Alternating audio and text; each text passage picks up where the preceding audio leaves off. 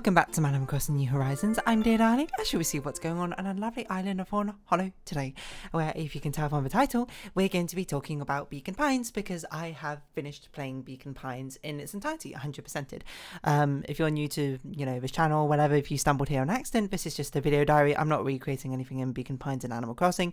I'm just a random person who's here to share my own opinions on Beacon Pines after playing through the game. So, yeah, I will warn you before I get into any spoilers. I would say, on the whole, I like Beacon Pines. I think it's a good game. I don't think it's perfect by any stretch of the imagination, but I think it does some... I think the key takeaway from it is it's a really interesting concept, and it does it pretty well. And yeah, and I like the characters, basically. But hello everyone. Right now in Fawnhollow, it's 5:50 PM on Sunday, September 17th, 2023.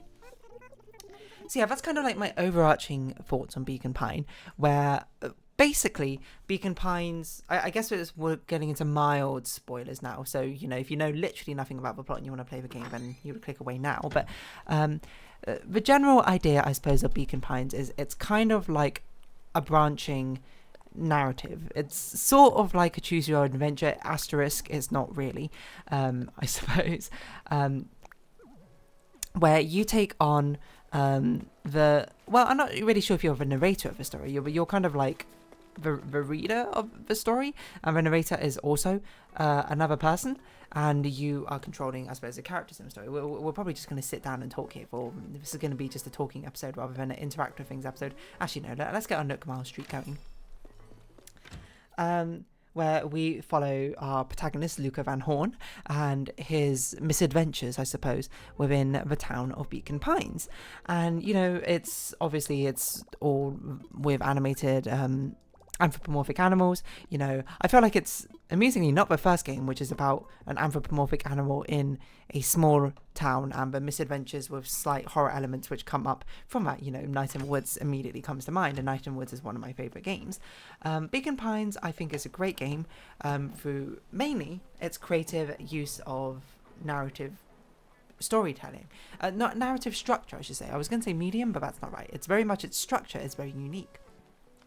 Because as I said before, it's kind of like a choose your own adventure. And I say that with air quotations because it's not really a choose your own adventure. You kind of have multiple branching paths, but really what Beacon Pines is a linear story for the player told via a multi-branching path, what was it called? A multiple timeline narrative in-game story, if that makes sense. So for you as a reader, you experience Beacon Pines, the video game, as a linear story, almost entirely linear, but the actual in-game story is taking place through branching timelines rather than an actual linear timeline, which I think is actually really creative because they do some really cool things with that. Basically, it's sort of like a choose your own adventure where you can explore multiple endings and multiple paths and decisions, but you don't have to be mired down with repetitive details.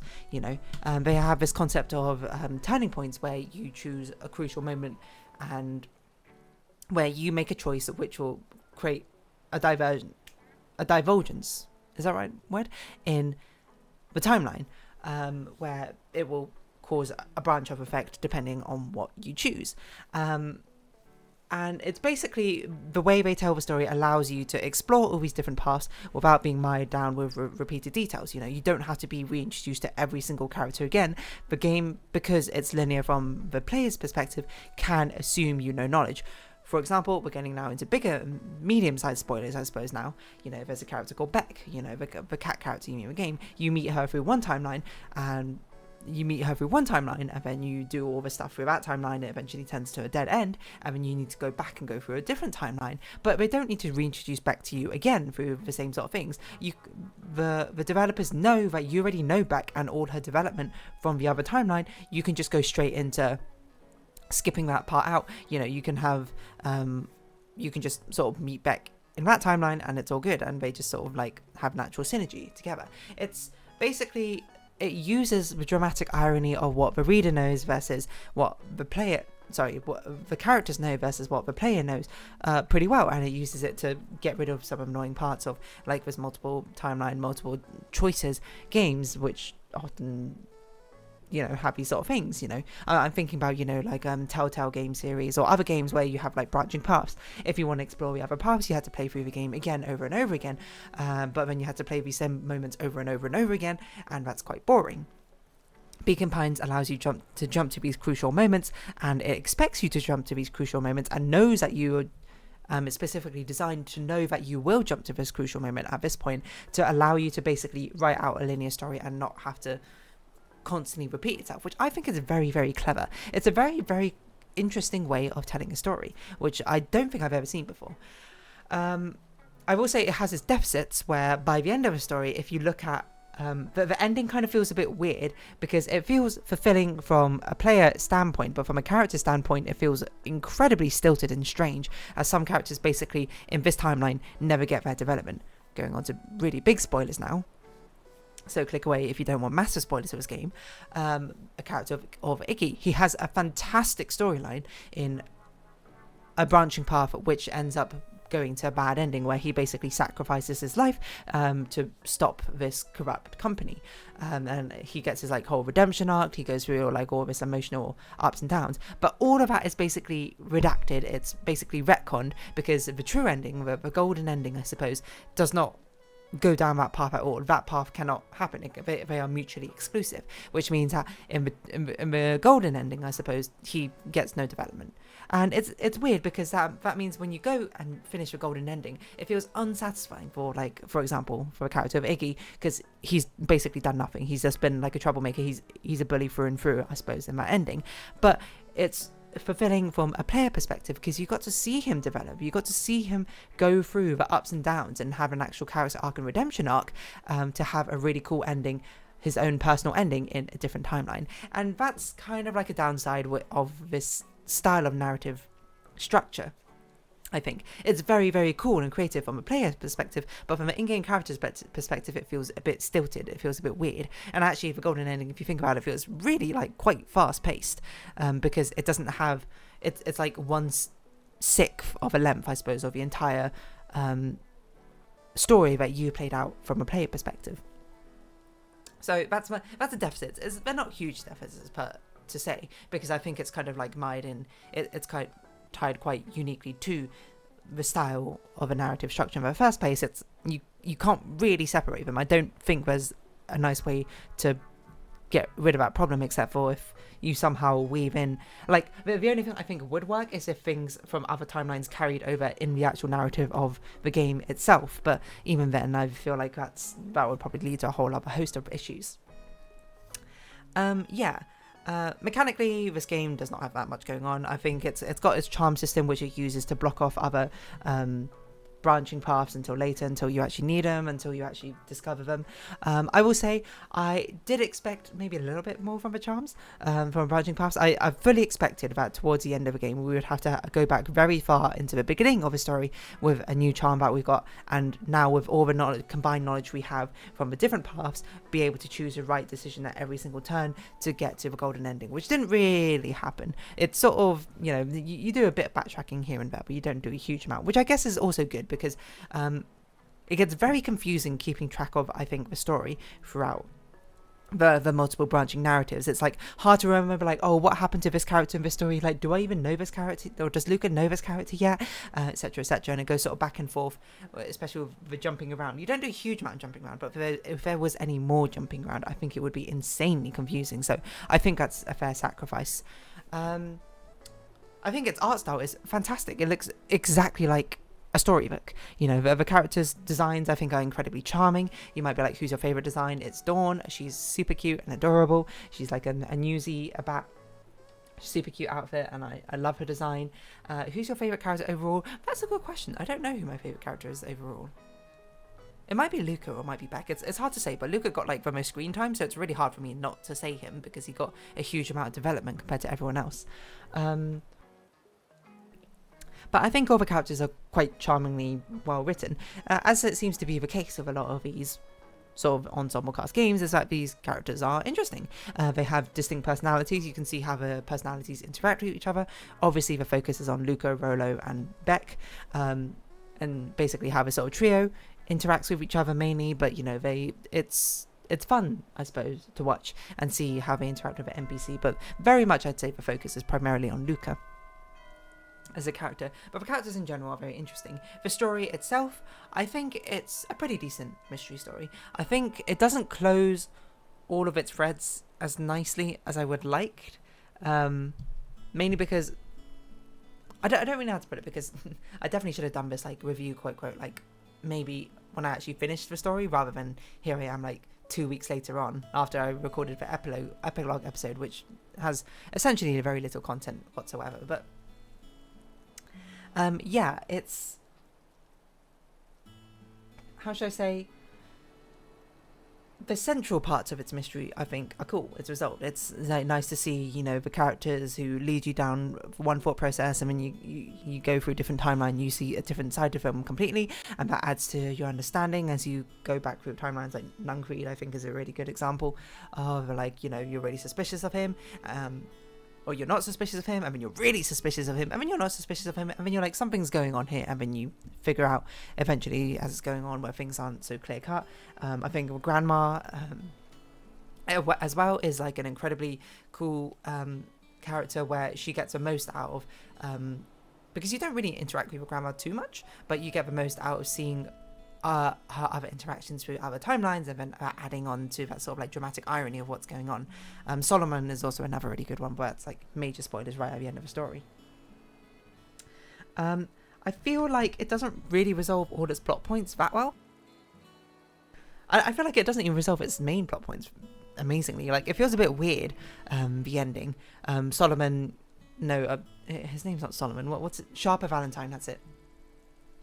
You know, he's a big bad evil guy. He gets thwarted sort of by like really randomly Beck adding something to the potion. He ends up drinking, and in 2 of the timelines, he just straight up dies, and it's like, oh, that's like a weird ending, but you don't get like an epilogue or something like that. You don't have it as like a silver ending or whatnot. And then in the actual like golden ending, it's like, oh, you know, he's now a baby. He can't really be held accountable for his crimes. He's not going to remember, and his daughter is now raising him, which is like,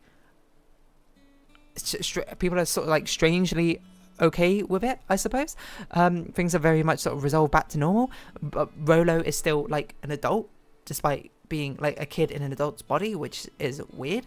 There's still like a lot of unresolved issues about, you know, the crimes of, you know, people who've perished in the past by perennial harvest not being really held that accountable, except for the CEO. You know, the CEO, while I don't think a baby should be accountable for its crimes necessarily, it's sort of like it doesn't really resolve it in any way, because you can't really like charge a baby, I suppose.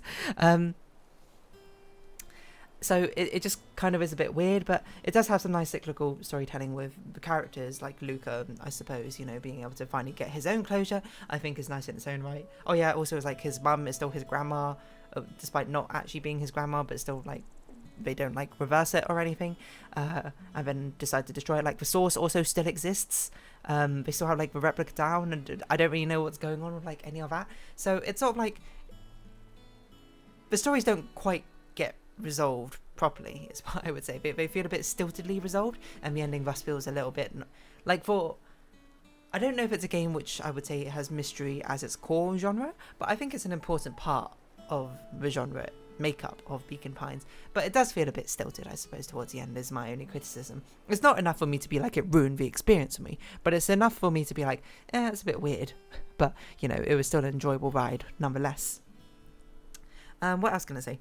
The art style, I said about it a little bit before, but it looks straight out like a storybook. It's beautiful, it's gorgeous, I love the designs, that sort of thing. I think the characters are very memorable. I think the names are very difficult to remember, mainly because there was no nameplates at all in the game, from what I recall, so you just kind of had to remember them. I would have appreciated maybe nameplates, just like something very small, just being like, oh, is Luca speaking, or like Kato's name I always forgot, so every time I spoke to him I was like, I don't remember what your name is every single time. But I think it would have been cool to just have something popping up being like, hey, this is a character speaking, just to help me remember like who they were, but that's neither here nor there. The narrator was also a character in the story, kind of, who I'm not really sure. Like, I understand the necessity of her as a character, because you kind of need someone to bounce back and forth off of story-wise from outside a meta narrative. You know, like when you get a bad ending, you know, you can't just be like, oh, that was a bad ending for the player. Oh, I guess you could, to be fair. Maybe it would have worked, I don't know. But it's nice to have the narrator character there to be someone to bounce off as being, you know, she's like a sort of driving force, being like, no, we can't end it on that, or things like that. But I think I don't think enough was done with a narrator to make me be like, oh, she, as a character in the story, felt cohesive enough, I suppose. Like, I understand the need for her to be there, because you're kind of like the listener to the story and she's the narrator, but also you're kind of the one writing the story, but she's the one writing the story, but you're the one making the choices, but she doesn't have control over it, but you kind of do, and it's very confusing in that regard. But it's just probably one of those things where it's like, you don't need to think too much about it, because it's one outside the story, so it's not really all that important. If anything, the narrator is just kind of like the driving force behind the game mechanics in the first place. Yeah, I would say the decisions you choose, because of the fact that it's a choose your own adventure in quotation marks, don't feel necessarily as impactful, because it's sort of like you had to choose them eventually anyway. There's no really like right choice or wrong choice. It's like the choice you have now, and eventually you'll come back to it and be like, oh, now I've got a new option for other choices. So it's kind of like there's only really like one choice, and it's for like the final choice, which actually feels like, oh, you know, I have to choose the right choice. But because you can time travel back, you can explore all of them anyway, which is a benefit and deficit, again, of this narrative structure, which, again, I don't think you should compare to other choose your own like adventure decision games. Like, it's not fair to compare this game, I think, to Life is Strange, like, one, despite the fact they both have a sort of time travel mechanic, because Life is Strange 1, you know, spoilers for Life is Strange 1, there is a moment, well, mild spoilers, where, you know, your choices will matter and you cannot take them back, essentially.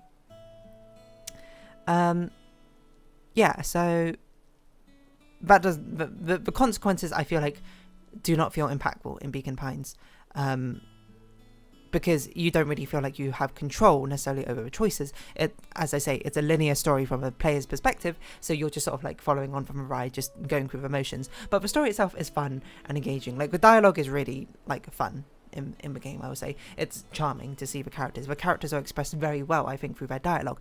Like, I think moments which really stand out for me was meeting Beck's mothers, and you can see the sort of tension which is there. You can see their different perspectives, despite the fact that you don't really spend a lot of time with them, like, at all. You can see, I can't remember her name, like Iona's name or something, like a hesitation about the thing, how she's very much sort of like, keep it, you know, like Elsa, you know, keep it down, keep it suppressed, do this, you know, your wife is really happy and that sort of thing. You just need to be able to, you know, deal with your daughter. Well, deal with your daughter's like wrong way to put it, but, you know, be able to deal with her own angry emotions, I suppose, about that. And then I can't remember what the other wife is called.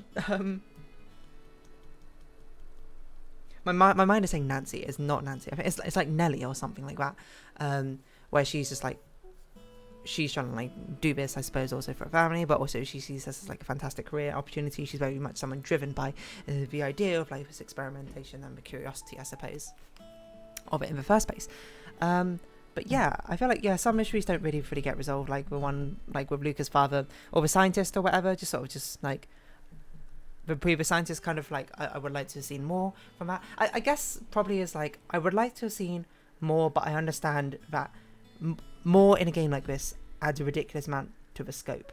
But at the same time, I also am aware that because it's not quite a true choose your own adventure game, quote, at least it doesn't feel that way to me. I think we're very sort of cleverly sidestepped the problem that a lot of these like visual novel-esque sort of games have, is if you have a lot of these games don't feel like they have proper branching paths, I suppose, in the narrative, in their story. You still hit the same beats, because otherwise you would have to write like 30 2 to the power whatever different stories. Beacon Pines writes one stories, it just rearranges it in a different way, I suppose, rather than having it as a one straight line. It breaks off the line and then re-sticks it back on to make a tree, which I think is a very clever way to sidestep the sort of multi-story problem. What else can I say about Beacon Pines? I think its music was really good. I liked its overall vibes of it being like small town, sort of horror-esque elements, sci-fi-ish. I'm not really sure how to describe it. It would have been cool, I think, for it to lean even more into horror-esque elements once it like really starts kicking off, or maybe some more other different timelines start leaning more into different genres even further. But you know, as I say, it's not something which is that big a deal. I think basically what I'd say is Beacon Pines right now is a very sort of tightly polished, it's a complete package, I suppose, as a story. I think there are things which it could definitely improve on, and there's things I would like to see, but I think I'm very much satisfied with what it is at the moment.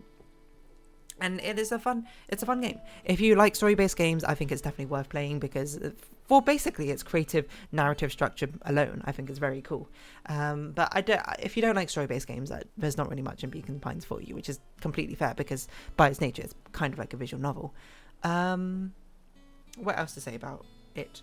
I would say 100% in the game, completely unnecessary, I would say. It's something that you definitely want to do as you play along with a game, because backtracking through things to get to certain moments in the game actually takes forever, because the turning points are actually kind of spread out. Mainly because I guess I didn't want to have so many branching paths where it becomes ridiculous. Yeah, the charms kind of feel a bit arbitrary when you get them sometimes. It would just like be the word is randomly mentioned in one of the dialogue options, and it's like, whoa, you get this charm. And like most charms kind of like appear only once. So really what they are is kind of like narrative keys to open up the narrative locks for a different branching path. I know, there's only like, most of them kind of going to get used once, and some of them are only used for the fishing minigame, which is just like, fair enough, I guess. But, you know, it would have been cool to see more, but I understand that makes the scope of the game ridiculously big and difficult. But yeah, I think it's a very creative narrative experience. I enjoyed it a lot, I would say. Is it in my top 20 games? Possibly. I think it's vying for a spot in top 20. Is it my top 10? I wouldn't say it's in my top 10. I do thoroughly enjoy it, though, but for different reasons. I really enjoy the characters, and I really enjoy their designs. Like that's definitely like a step above a lot of other games for me. But yeah, I think its creativity is really what carries it quite a lot for me. But that's about 20 minutes. I suppose that's me talking about Beacon Pines. I suppose if you have any other questions about what I thought about things, or if you have your own thoughts, if you played the game and you want to share them, do feel free to leave them in the comments. I will read them eventually. I don't know when the last time I read comments is, but I have been on holiday, so I'm going to round this episode off here. So if you have been watching, thank you very much. It's been Animal Crossing New Horizons. I've been Dear Darling. Likes, comments, subscription, shares greatly appreciated. Twitter, socials down below. Gotta remember that. Hope we can see each other again. But for now, it's our farewell. So until next time, bye bye for now.